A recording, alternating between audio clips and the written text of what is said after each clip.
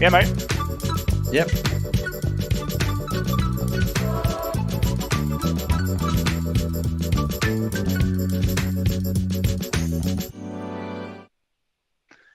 Well, hello everyone again. We're on the second edition of CodeFest today, and I've got James Roche from TradingCoders talking about creating a trading system with a genuine edge.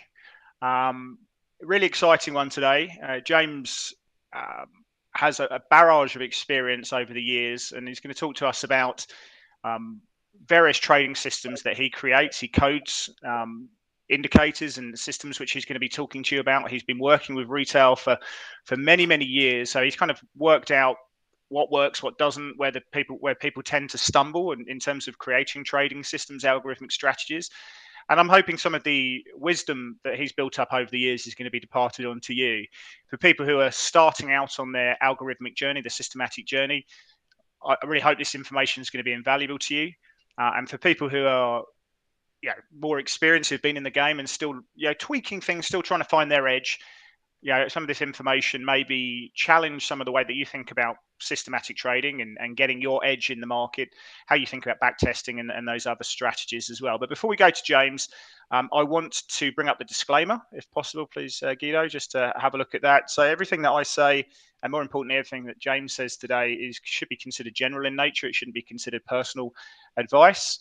So if you could just take 2 seconds just to focus on that. That would be awesome. And anything we say obviously doesn't represent my employer, Pepperstone. It is my own opinion only. So without further ado, James, welcome to the program. Thanks for giving up your time to talk to us today. Really excited about the information that you're going to share with us and some of the systems that you offer within TradingCoders.com. So why don't you just tell us a little bit, before we understand about you as a trader and how you've got to where you are, tell us about the TradingCoders.com and the services you offer. Well, what I noticed quite a long time ago was that traders have got lots of ideas, but don't want to be programmers. And really, it's quite tricky to be a good computer programmer. So I thought have a place where people can go and get your ideas programmed. And so I made TradingCoders, and obviously hit a good spot, because within 6 months I was busier than I could handle, that was a great startup for a company. So there were a lot of traders out there who have got creative ideas but don't want to spend 2 years becoming a good programmer. So we offer that service. You can contact me and say, blah, blah, blah, I want da-da-da, and the wiggly line does this, and only if such and such, and then, get into the trade, and then, what about the stop loss? And we discuss all that, basically describe in full the thing, and then I build the thing. And the trader can go from having the idea to using it without all of the hard work in between. Yeah, and so you've got some indicators which you've created yourself, which we'll go through in a bit. But if someone, has an idea, they come to you and you can program it. But do you give any guidance as to what works, or what might not work, or how this indicator might complement this one, or you've got 2 indicators which are doing the same thing? Do you give any guidance around building systems when they come to you with the ideas? I give some. But of course, in the regulation circumstances that we're in, person like me has to be very careful about giving personal advice because that's not allowed. So generally, TradingCoders concentrates on the client telling us what they want built, and we'll build it. However, there's a lot of support and advice we can give in terms of how to achieve an idea. So for instance, a user might say, I really need to define trend that's not just some moving average. Have you got anything cleverer? We can say, well, have you tried blah, blah, or blah, blah, putting that in your strategy. Or how can I avoid over trading, or how can I find the best times of day to trade? Because my strategy is losing money during lunchtime. I'll say, well, stop trading at lunchtime. I can do that, for you. So we don't there are lots of places on the internet that will sell systems that are already made, right? And they'll sell indicators that do this and follow the signals and so on. So the world kind of doesn't need another one of those. We are interested in programming for the client his idea, and we can also add our own technical advice how to best achieve their idea. I'll just before we touch on you as a trader and you know how you've become so unknowledgeable about the different indicators and systems itself. I've completely lost my chain of thought. Yeah, sorry. I just want to touch base on the situation that you talked about there with time of day and you know, don't trade around lunchtimes and various factors, because I think that's a really important point, because you know, we see so many people who just don't look at journal, don't understand where they're going wrong, going right. Obviously, when you're building a system, the back test, which we'll go over in a second, is actually integral to understanding if your system has an edge and various factors. But do you, as a service, look at ways that people can review their trading, like a journal, for example, or give them some strategies about how they can become better by looking at their system and the trades they're placing? You know, if it's doing really badly in a volatility regime, don't, you know, maybe if you've got too much leverage, maybe your position sizing's wrong. Do you give advice on how your system can, you know, give you a documented situation there? Not particularly. That's a trading coach, and there are some places you can go for coaching about being a trader. It's a bit like sports coaching. It's getting your head right and putting processes in place that keep you on track. Some people we programmed some extra tools for people that export data that they can analyze in a spreadsheet and so on. And probably at least monthly, I get someone writing to me to say, I need you to program a thing that shuts down my trading platform and doesn't let me trade if such and such happens. You know, and it's got to stop me until the next day. And I say, well, actually, that's not technically possible, because you'll be able to find a way around it. I recommend you just walk away. That will be better for you in the long run. So if that's my 2 cents of trading coaching, that would be it. You know, the discipline of trading is quite difficult. If it was easy, everyone would do it, right? Oh, that's right. But in fact, that's how I find myself being a competent trading programmer, because I sacked myself from being a discretionary trader, because I was not good at it. I was so nervous and tense, and if I had a trade on, didn't matter whether it was a winner or a loser. If I was out watching TV, I'd be thinking about the trade, and I'd have little butterflies in my stomach. It just, it killed my life, basically. So I thought, back at this, I'm going to program it. And I had computer science background in university to fall back on. So I retaught myself everything I needed to know about computers, and mastered various platforms, various languages, and I've been doing it ever since. Yeah, good stuff. You touched on the point, and I think it's really interesting. So when someone comes to you and they say, "Oh, you know, I want to do this, that, and the other," and with the squiggly lines, you know, and I hear a lot of people saying that, you know, obviously the system does what it's told to do. It is not, you know, intelligent in that sense. It's just it's a set of rules by which it follows that. But what's your advice to people, you know, where maybe the volatility regime is not right? Maybe they think, you know, look, we've got this big event coming up, and I really just don't trust my system over that. Obviously, the back test over a big sample helps you with that. But what's your advice on people who have an automated solution, but, you know, want to turn it off because something's happening, the market's not quite right? What's your advice to people who it just doesn't feel right, so they want to turn that situation off? Well, that's a great question. And I have clients who say, I want this strategy to work, and I want to back test it way back to 2005 because I want it to survive the GFC. Yeah. And I say, well, that's fine, except you would have turned it off in the GFC. So don't worry about it. You know, any normal person would have read the papers and said, you know what, this is not normal, doesn't feel safe to me. I'm just going to stand aside for a while. I'll just turn it off for a week and see what happens. And a week would go by and say, well, it's actually a bit worse. I'm going to stay out of the market. And you would have been out of the market for a few months. And that would have been a good thing to do. And you don't necessarily need to build a system that automatically survives that. Now, you can build a system that automatically survives that. You can look at the VIX, the volatility index, and say, wow, it's gone really high. There's a lot of panic in the market. Stop trading. You can look at moving averages and that it's, you know, more than 20% below its high in the last month and all sorts of things. And you end up fine-tuning to the GFC. But that's not going to handle the next one, because the next one will have a different shape. Now, right now, there's an enormous property company in China going bust. And we don't quite know what contagion that's going to have everywhere in the world. So for super cautious people, they might say, well, you know what, I'm going to take the next week off and see what happens.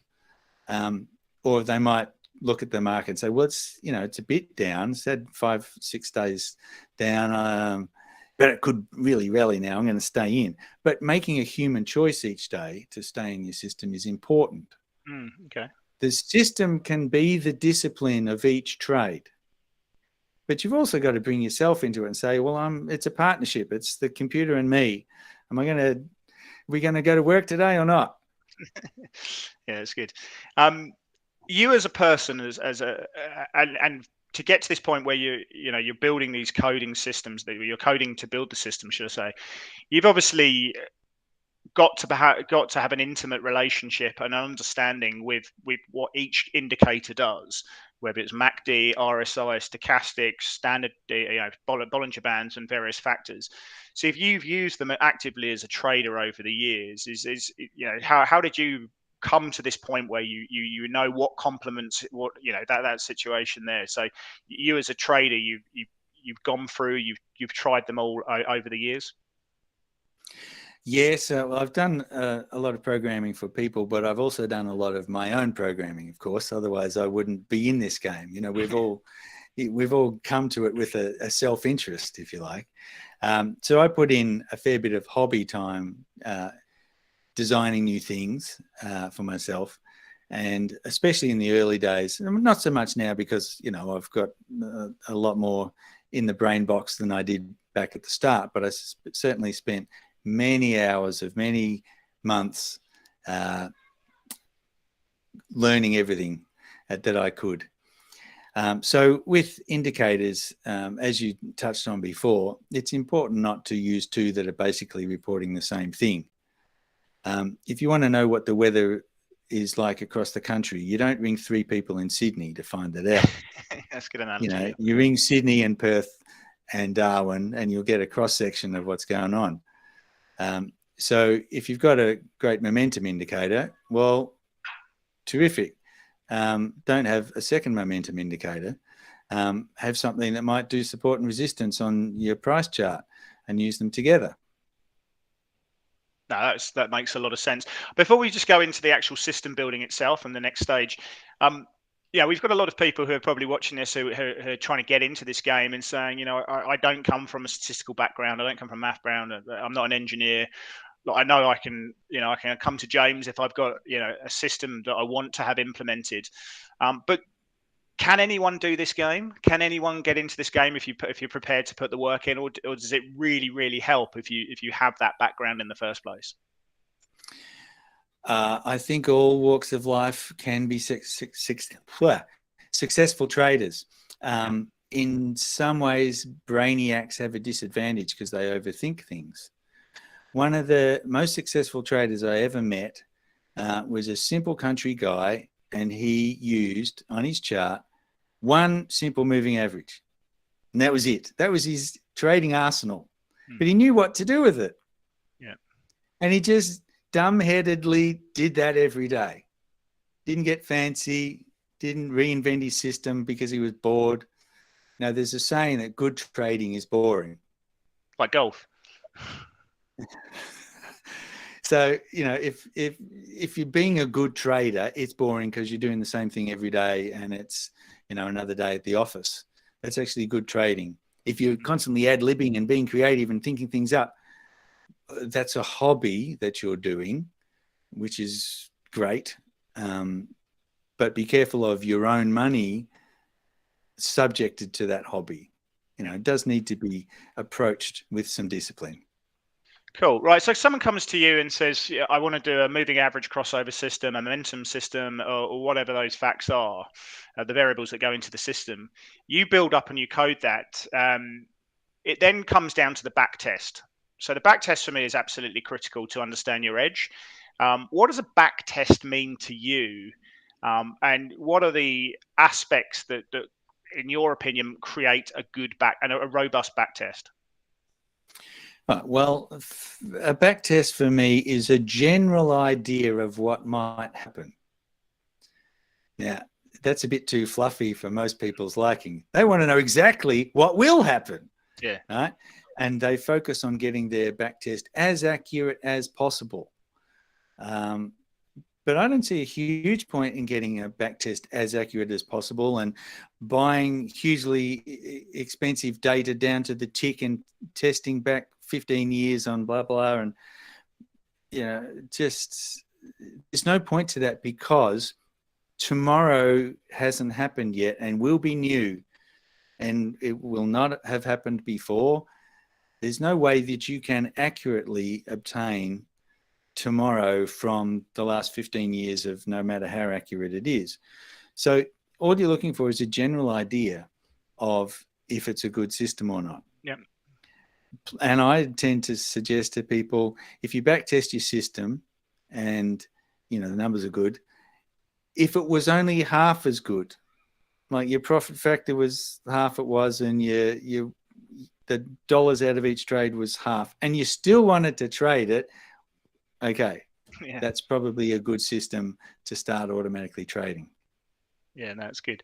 But then the next stage on top of that is the optimization stage. People come to you and say, I want a 5-day crossing over the 10-day. I want the RSI to be above 70 for a momentum, and then you code this up. They've got a system which they've developed. And there's maybe a volatility measure for a stop, whatever that situation is going to be. But then they want to tweak it and they say, I want to optimize this, and say, is the 5-day the best one? Should it be the 7-day? What do you think about optimization within a certain strategy? Can it be too much? Can people really go too hard on optimization? Well, of course you can, but when you first start with optimization, it makes good sense.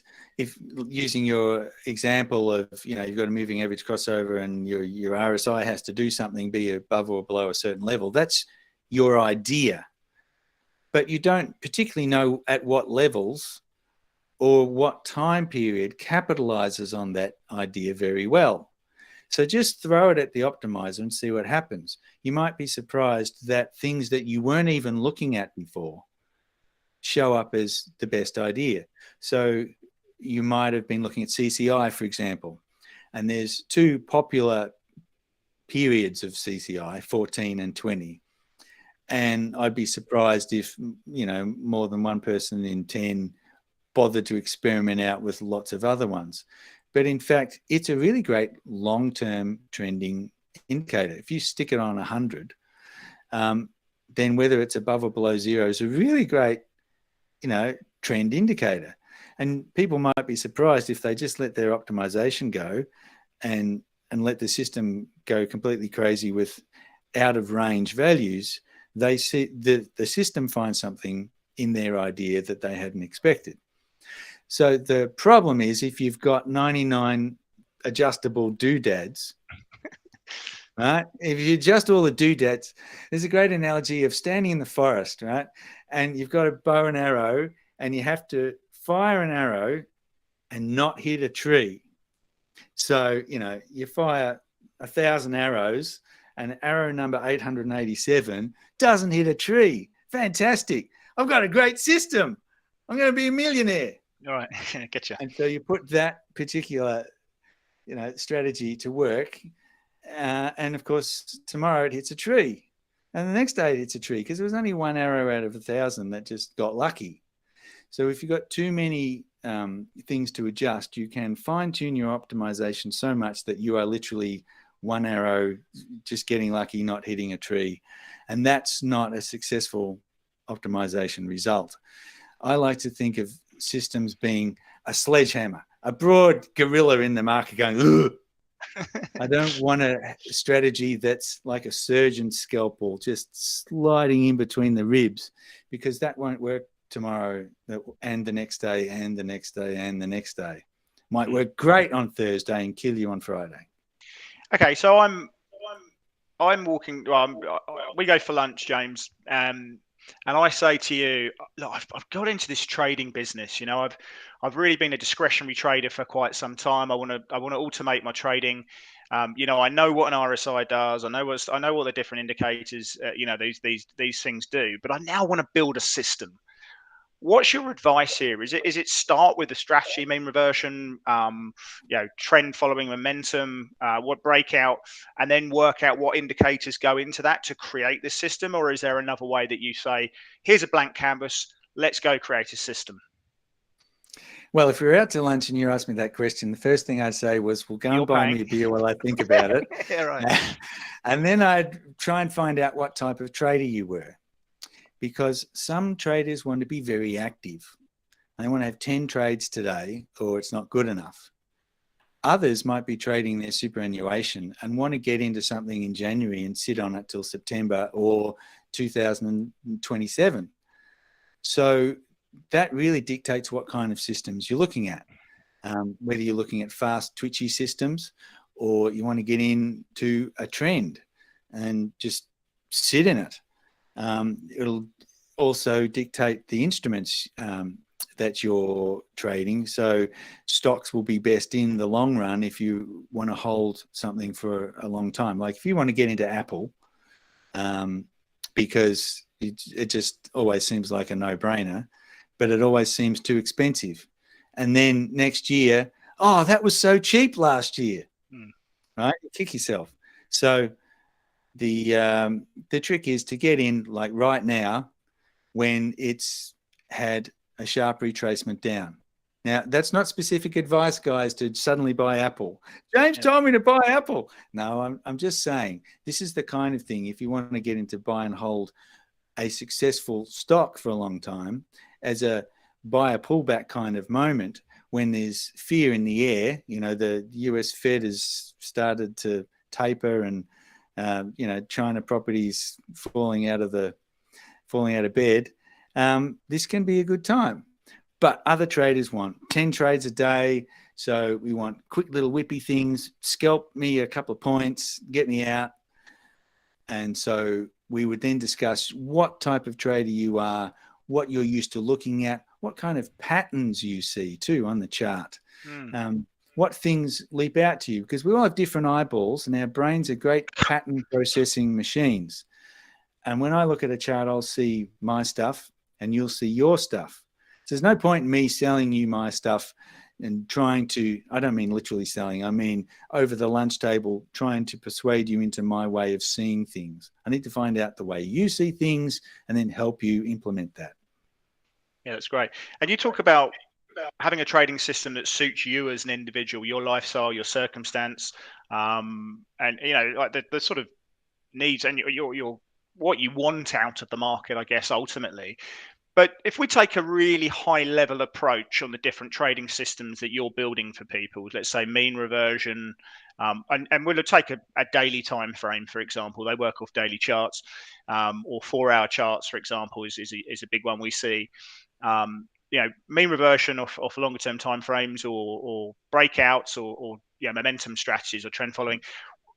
What are the key characteristics that you see in things like the win-loss ratio? You know, I tend to think that we see much higher win rates and in mean reversion strategies, but your risk reward might not be that great. Whereas trend following, for example, you might have a very low win rate, maybe 30-40%, but when you get the big ones, you get really big ones, you just don't know when they're going to be. So for you, what sort of characteristics do you see and expectations for the profitability, should we say, drawdown and those factors from the different strategies of those timeframes? Yes, well, that also runs to what type of trader you are, but based on how much risk you can emotionally carry. Yep. So something like reversion to mean trade is quite comfortable because you know you're wrong fairly quickly and you can just get out with a small loss. But you're also usually only taking a small profit. So it's relatively quick and relatively painless if it goes wrong. And there's quite a lot of them. So that's quite entertaining. And as a concept, it's relatively successful. I mean, when you think about it, I don't think the market is ever going to be able to invent its way out of reverting to mean. There's just no way it can stop doing that. Wiggles go back to the middle. It's just the way it is. Whereas with trend following systems, you need a larger stop loss. That is, it needs more room. It needs to be a more comfortable long-term trade. So when they go wrong, it hurts a bit more. But you don't get out for a small target. You can stay in that a long time and a variable amount of time. So you could have 4 losers in a row and it's really sucking, and then have a beautiful winner that pays for them all. And you're still in the trade, 2 weeks later saying, well, this is all good, but I've got nothing to do. At least I'm making money. Yeah. So again, depends on your personality. Yeah, sure. So you talked about the maths. So you need at least some maths to be able to know, well, if I have lots of little winners and one big loser, 10 of those and 3 of those, what do I end up losing or winning? Or the other way, you've got lots of little losers, but when you get a winner, it's a big fat one, and that makes it up. Or they could be roughly equal, and then you just need to be able to have more winners than losers. Most people think about it, I want more winners than losers. Yeah. But in fact, it's the size of them, as you've alluded to, that's also important. Yeah, no, absolutely.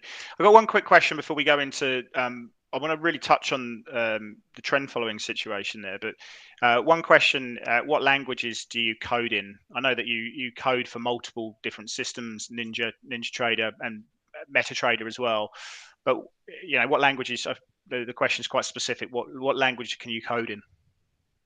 Well, the language that I spend most time in is C#. Which I program NinjaTrader in and multicharts.net. But I also program in MQL4 and MQL5, which are sort of C variants. And I also program in a fairly antiquated version of JavaScript, actually, in eSignal. And I have to convert out of PineScript in TradingView and Easy Language from TradeStation. So it would be safe to say my brain is full. Well, I'd love to learn one day because the coding side of things. I'm like Homer Simpson. If I have to learn anything else, I have to forget something first. That's right. Yeah, Max Long. I want to talk to you about the building of systems. So you actually at TradingCoder have a number of indicators that you use to help. I might be getting this wrong, but help complement people's systems and cut through the noise and allow them to see the wood for the trees. Do you want to explain some of these indicators, and if you're prepared to show some of them in working, how they can be useful as part of the system?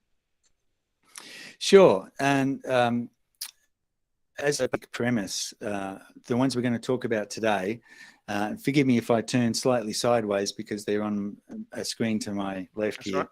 Right. These indicators are generally stubborn. They'll stay in a trend until proven otherwise. So this is an indicator based on a TSF, which is also based on a linear regression line. And as you can see,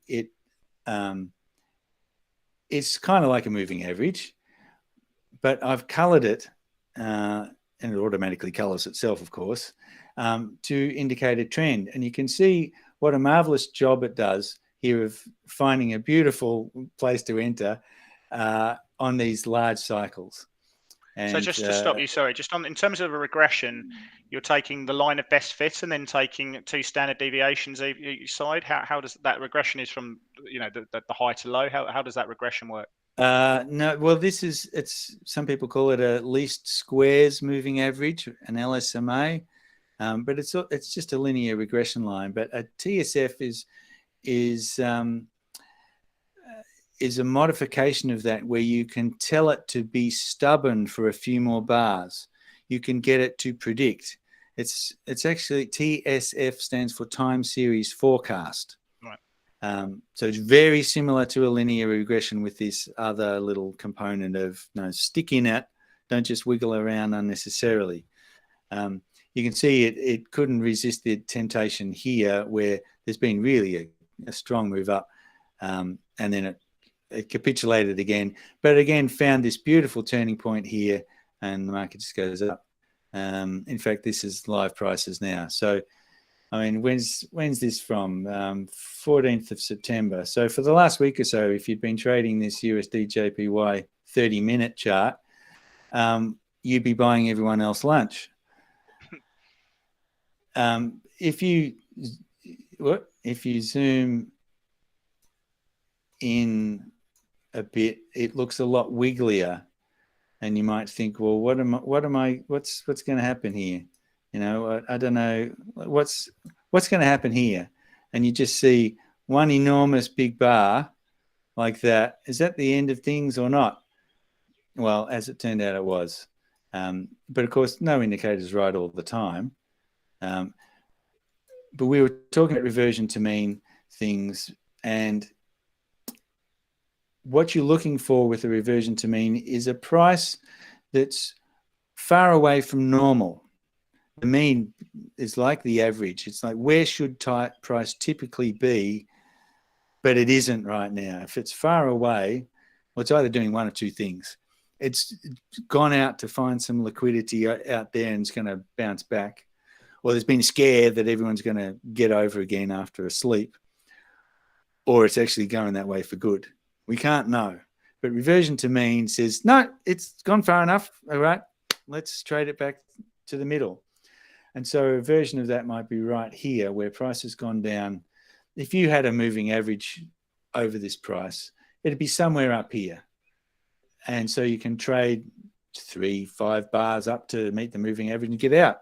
There's quick little trades. Here's another example. You're in a sharp downtrend, kaboom. And then there's this, slow grinding ascent without much fervor.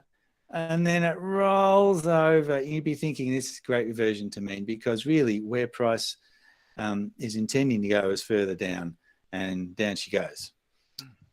So finding those, of course, is the trick. And some people will start with something like an RSI or a stochastic being overbought, oversold. And that's great. And in fact, I can show you one of those things today. So I just want to continue with this. I find this quite interesting. So if you've got more, I was just going to say how, if this indicator, defines the trend, and it may revert back, if you want to call that the mean, but it doesn't. You're staying in the trade until it closes above that level. Is that right? Or is there an exit signal that comes from this? Well, what I can do is, if I just delete that indicator and I'll put on a typical moving average. Here we go, flying by the seat of our pants here, like 5 period. So that's nice and fast. Hopefully you can see that. Let's see, I'll just put that into bars so you can see that a bit easier. In fact, I'll make it a bit thicker. Here we go. Now, and we'll put on something that's, here we go. We'll get this on and we'll say, where are we overbought, oversold? But now we don't know our trend, right? So I took that off. But where is price far away from this moving average, and RSI is overbought, oversold? Let's see. I shouldn't have taken that trend indicator off. I'm just having a look. So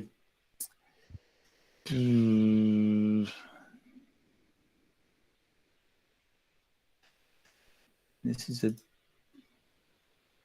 is a bit fast. Let's do that. So here, all right, here we're just blipping into overbought, and we're quite away from the moving average. So we could say, right, we'll go short and we'll get out at the moving average or at a bar that closes on the other side, in which case you'd get out there after a very juicy half hour. Here, you would do the same thing, although that's with trend. You ideally want them where there is a larger trend that you're part of. So if I go and stick on the indicator we had before, and I had this set to 100. So here we've got a downtrend here, and you might blip in to over. I can't see whether that quite gets into overbought there or not, but here you're going towards an upwards moving average, but your larger trend, which is important, is down. And sure enough, it goes down. It's wiggling around there, but often these reversion to mean trades are the little wiggles inside a larger move. Now, people actually often want to catch everything. They want a system that, I want the big bits and I want the little bits and this, that, and the other. But in fact, systems generally need to be specialists of some kind. You're not going to have a system that catches the little wiggles and the big things. So trade more than one system and have them be doing different things. I love that idea. And we can maybe touch on diversification of strategy in a second. We've got a question from Warwick who asks, and I suspect the answer is yes, but I'm not going to put words in your mouth. Does this indicator work on all time frames, or is there one specifically where you've back-tested perhaps and it works better over? Well, you've got 30 minutes here and it seems to do quite well, but is it versatile across all time frames? All time frames. No worries. Most things work on all time frames. I think the one thing that really stands out as being quite different is equities on daily bars. They seem to have their own nature. The daily process allows for news and current events and politics to get involved in equities in a way that's doesn't show up in Forex so much. And Forex is its own different beast because it doesn't have a particular exchange and it's constantly moving without much direction. The thing that moves Forex are economies, and they change so slowly. So what does Forex have to do most of the time but just wiggle aimlessly about? So trading that is a quite different approach to the more logical approach which you can apply to equities. So again, you won't necessarily have a strategy that aces it on Forex and aces it on equities. It'll probably suck on one of them because it's not the right personality for that. But do you get most people? I'd imagine you must get a lot of people coding expert advisors or systems in on specifically Forex. I mean, us as a shop, we see the primary business that we see in people using systematic strategies are on gold and the major FX pairs. I think largely because they're very cheap, but they're also open 24 hours a day. And they've obviously got very good liquidity at touch and all those factors as well. So we tend to see it in the majors and gold, but when people come to you designing these systems, is it predominantly in FX? In equities, or is it multi-asset? I would say I don't see a favorite. I have people trading futures a lot. So the indexes and oil, certainly a lot of Forex, some equities. I think that my personal interest is trading equities, but in fact, most of my clients are doing stuff intraday. And in MT5, of course, you can trade futures. And in MT4, you can trade CFDs of them, which basically gives you the same exposure. And Forex, I think, while being appealing, it's actually quite tricky because, as I said before, it's wandering around without much guidance. Companies have the politics of the day and the news events, and also it's got earnings coming up and it's just announced blah, blah, blah, and it's invented this such and such. There's stuff to go on. But if you had to say what's going to affect, the cross between the British pound and the Canadian dollar tomorrow, no one would know. They might be able to say there's a general lurching that might expand over the next 3 years to be such and such, but that you can't trade that. So we're reduced to technical patterns and little schemes in order to be able to trade Forex. And that's where people's pattern matching brain comes into its own strength, because you've got to stare at a chart, see what you see, and say, oh, I can see that happening. Well, I've always said that retail they really struggle to trade FX from a fundamental perspective, because, as you say, I mean, it's the aggregation of capital flows that are going around, export companies, real money, and that's what you're trading, is just the aggregation of that flow, which is what the technicals basically portray. I want to go back to this system here. We've got a bit of interest in this. First of all, what is that? Just remind everyone, what is that indicator called again? And you can get that on the trading code website. In fact, let me just clear this chart up, because I've actually got more exciting stuff to show you than this. This was just a mere tidbit. So this is TC Trending TSF, and it's a free indicator, and you can download it, no probs. You don't even have to give me your email address or anything. Just go to tradingcoders.com, find where it says free stuff, and you'll be able to grab it. Great stuff. I want to show you some other things, though. There's other indicators that TradingCoders has. They're called side bias indicators, and they specialize in being stubborn in a trend. They want to get in a trend and stay in it. And they do that in order to help you take some kind of reversion to mean trade, or at least be aware of the trend. No matter what your system is, being aware of a trend is a good idea. I think so. So this one is called Trend Friend. And people who are familiar with some indicators might say, oh, it looks a bit like a super trend or an ATR trailing stop. And yes, it does. It swaps from one side to the other. But the algorithm that produces how it progresses and how it hugs price is different from either of those. So it has its own unique nature. It's very customizable and adjustable, but just on basic settings, it works really nicely. You've got this on 30 minutes again. Is this the chart? That's 1 hour bars. That's the US 500. Right. So the SP 500 CFD. I just chose that at random. It's not purposeful. Yeah, sure. But I do have some systems that I can show people. This is an approach to return to mean that people might find interesting.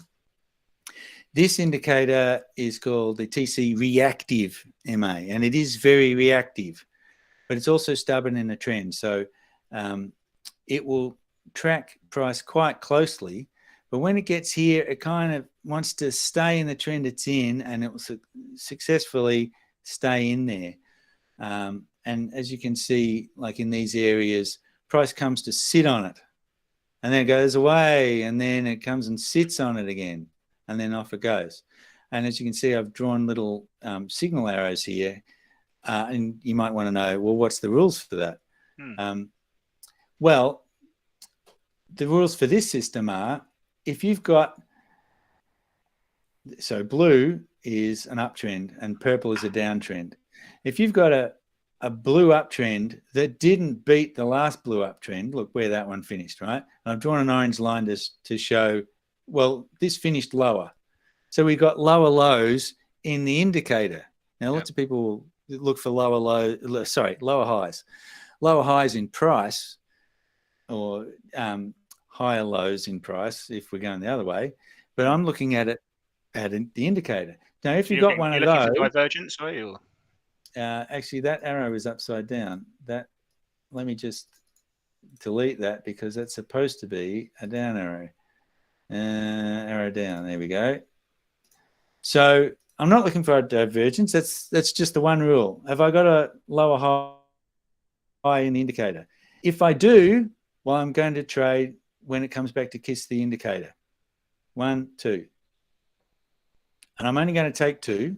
Not going to take more because, look, the next time you do it, it's kind of the end of the trend. In fact, I could just take 1 and stay in it all the way until the indicator changes color. Now, here's another one going long. Here's a down trend here, and it's much higher than where this one finished. So great. I consider myself to be in an uptrend. So now I'm going to take the first kisses that price comes back to the indicator. Boom. I could take 1, 2, or I could just get in that one and stay in it forever. And it goes all the way up to there. So you guys can have that for nothing. That seems like a nice system right there. So this one, just to say again, this one's TC Reactive MA, and it's part of the side bias indicators, which is that's a purchase. It's $99 for a set of 3. This is one of them, and it has this very tight nature to price, which I find really cool. So you could use this in isolation. Sorry, go on. Yeah, yes, because what you're essentially doing with this one indicator is a number of things. With this system, you're looking at quite a large trend because lower highs means a larger trend. You're looking at a local trend because right now we're down because of purple. And you're also looking at a pullback because prices come back and kiss the line. So there are, and this is my golden rule, have multiple reasons to enter a trade. Multiple reasons. If you want to trade a moving average crossover, well, okay, that's one reason. The moving averages have crossed. But what about everything else? Have you got any other reasons? Because, moving averages cross all the time. Some of them are great and lots of them are not. So have some more reasons. So this one right here, using one indicator, has got 3 reasons to get into a trade. And you've got an exit signal built into the indicator. So really, it's a super simple but effective canned strategy. Sid writes, and you may have covered it, and if so, apologies. But if are you allowed to reveal the secret source that goes into the indicator? No, the secret source of this algorithm is not available. So when you purchase the indicator, you can't see the source code. Yeah. But, you're free to use it on all your MT4s and everything else. So, you can use it forever without having to know the number crunching inside. Yeah, sure. And if I was to use this as a guide, I could just use it in isolation. We sort of touched on it, but are you starting to get too complex if you start saying, I want to have my own proprietary stop loss that attaches to this, and then using this and then trying to, back test and use this as the sort of centerpiece and then add bits and pieces onto it? Is that advisable? Or you just say, keep it simple and keep this in isolation? I think both can work. Yeah. I remember the guy with the simple moving average on a chart, and that's all he used. Sometimes just simple is best. I get some clients who send me a screenshot of their system, and I can hardly see prices for all the doohickeys on it. There's so many lines and markers, and it's chaos, and I get a headache in the first 5 seconds trying to figure out what the heck's going on. I don't think traders can effectively use a chart that busy. But trade management, that is, what's the stop loss doing and where are the targets going, and can I go to break even after getting so much in the bag? I think they're effective tools and should be included. But there's nothing wrong with a dumb head. I use dumb head in a complimentary way, not a silly and insensible system, but just one with few rules. Now think about birds, how they fly beautifully in the sky. They're in a diamond shape. They're in a flock. It's fantastic. They've got 2 rules. Stay close to other birds, but don't hit them. And those two rules produce the beauty of flight as we know it.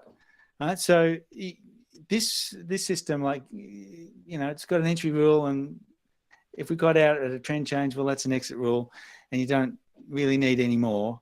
And you could, this isn't an EA, it's an indicator, but you could build an EA that trades that and find out from backtesting how it works, and you could adjust the periods and figure out, well, actually, I need to get out earlier, and so I'll put in a profit target that'll get me out, and so on. And you enhance it up, and you find out what instruments it might work best on. Okay, sucks on the indices, but Forex at nails, terrific. I'll just stick with those, and so on. Yeah, sure. And are they the ones you've got to show? Is there any other ones you want to show off today, or because I think well, if you got time, I got one more. Yeah, go for one more. All right, so I've got a system here that's similar to what I just showed you, but it doesn't bother looking at lower highs and high lows. This one uses a different version, and it uses a stochastic. So in this lower panel is a plain Jane stochastic indicator, set quite fast. It's 1033. And this indicator is TC Maximal MA. So this is the third of the side bias indicators that I was mentioning. And this one is a smoother moving one that, similar to the first indicator I showed you, turns sharply and then will stay in a trend quite stubbornly. You can see it doing it here. It's had to turn quite far from price here, but it got it right. This one was nice and neat and close. So what are my rules for this? Right, so first of all, I'm looking for overbought and oversold on the stochastic. So here in this long bullish section, I'm looking for oversold moments. But I'm not going to take every oversold moment. I'm going to take the ones that happen in the range of the previous trend. So the previous trend finished there on the indicator. I'm ignoring price, this little bit down here I don't care about. I'm saying, okay, that was the bottom of the downtrend. Up here is the top of it. So I'm only going to take signals that happen in this price range, and I've got two. So if you come down here, we get into oversold, and at this point here, both the lines are moving up, and we take a long. Now, we'd be nervous about taking a long there because, look, what we've had to face for the last 20 bars, relentless downtrend. But if the signal, you know, if the trend's up, and remember, we're oversold anyway, we might think, even if we're wrong about the trend, being oversold is a bit of an advantage going along anyway, because it's probably going to pop up shortly, soon, maybe even now. So we take that trend. And then during this pullback, we don't get oversold, at least not at the time. This one blips into oversold, but we're not touching the line yet. We get to touch the line here, but there's no oversold. We get to touch the line here, and we are oversold again. So this is our next opportunity. And at this point, we are still in this range of this red line, and we can take this trade as well. Yep. So I've marked every trade on this chart for people to have a look at. Here's all the shorts. So we basically take all these shorts because this uptrend was quite large, and so far, this is live prices here at the end, we are totally contained within the range from the top of that green line down to there. So they're all looking good, and they're nice reversion to mean or jumping into a trend that you think you've missed but you want to take some more. And if I scroll back a bit here, and I'll try not to scroll too much because I know that can really mess with people's viewing. That's a nice little shot up there. There's a nice shot up there. This one's a loser, doesn't go anywhere. This one's a loser, doesn't go anywhere. But that's two losers out of all the ones we've seen, basically. This one shoots up very nicely. Okay, there's a third loser. This one you would make money on. This one you'd make money on. That one you'd make money on. That one you'd make money on. That's the end of my chart. That's Aussie US dollar 1 hour chart. So there you go. There's a system for you guys today. Great stuff. Well, we've got a couple of minutes left. I'm going to fire off some questions around you as a coder, which we're getting from the audience. I've got a few actually, so I'm not even sure where to start. But okay, start with if we can make the answers quite snappy. What is your background, James? Engineer, math major. I think you covered it at the start, but just to remind. So I did computer science at university and dropped out to be a musician. I think they're quite similar skills. I think in patterns and I think in problem solving. But everything I learned in computer science, I can't use now because no one uses those computers and languages anymore. So I've had to relearn everything I learn now. But yeah, computer science is my background. What are the advantages, disadvantages of coding in Python versus, say, Java and some of the other languages there? Well, I don't code in Python, so I can't tell you. Okay, but let's say Java versus MLQ4 and the ones that you do use. Oh, they all get the job done. Yeah. The programming language in eSignal is very old. I would suggest people don't jump into that as their first one. There are better choices. I hope eSignal isn't listening. But other than that, they're all going to be effective. And if you make it your own, if you learn that particular one, don't be like me and learn 4, then you'll be okay. Yeah, great stuff. Do you use artificial intelligence in development, or do you think it's overrated? Asks Nicholas. No, I don't. I have a buddy who got very enthusiastic about a machine learning thing, and it produced all these marvelous strategies with equity curves that just climbed up and up. And I looked inside the criteria for it, and it was crazy. It had rules like if it was an up-close bar 183 bars ago, that was one of its rules. Like, what logical sense does that have to what's going to happen tomorrow? Nothing. But the machine just crunched through ridiculous criteria and essentially had shot an arrow through the forest and not hit a tree and said, huzzah. Now, I am not an AI expert. There are some real brainiacs who are, and they may have a different opinion on it, have some really great tools. So if you're interested in AI, you don't want to hear about it from me. Is there an algorithm or a trading system based not just on technical analysis and indicators, but also fundamental and sentiment analysis as well? Now, that I guess with fundamentals, that's a very broad factor, but certainly sentiment analysis, you'd be able to. I mean, the market is sentiment in itself, right? But if you were trying to combine your classic technical indicators, maybe price action and oscillators and factors, are there any fundamental factors and sentiment indicators which spring out for you? Well, not particularly for Forex, but if you're interested in that kind of thing, I could point you towards a trading platform called OmniTrader, which has some really good fundamental stuff built in so that you can be as technical as you like, just like we're doing now, but also include lots of fundamental stuff about the stock. I mean, fundamentals mostly are to do with equity. So you can have an indicator that's plotting how many days until a dividend, or what's its PE ratio. Has it had expanding dividends over the last 5 years? Whatever you can think up, you can turn into an indicator, and it's possibly already built in when you get OmniTrader. So that's a great way of combining technical analysis with fundamental analysis without having to become an accountant and understand what all that jargon means. Yeah. Great stuff. All right. I think that pretty much covers it. So I think we'll wrap it up. Just for people out there,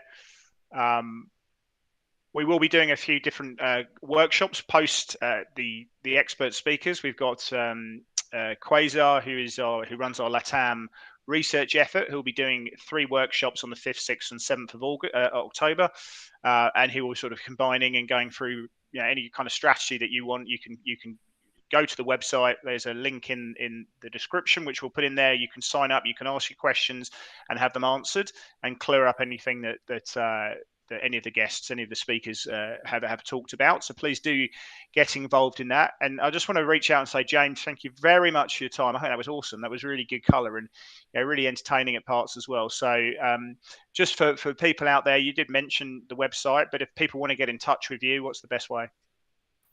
Well, it's www.tradingcoders.com. Tradingcoders.com.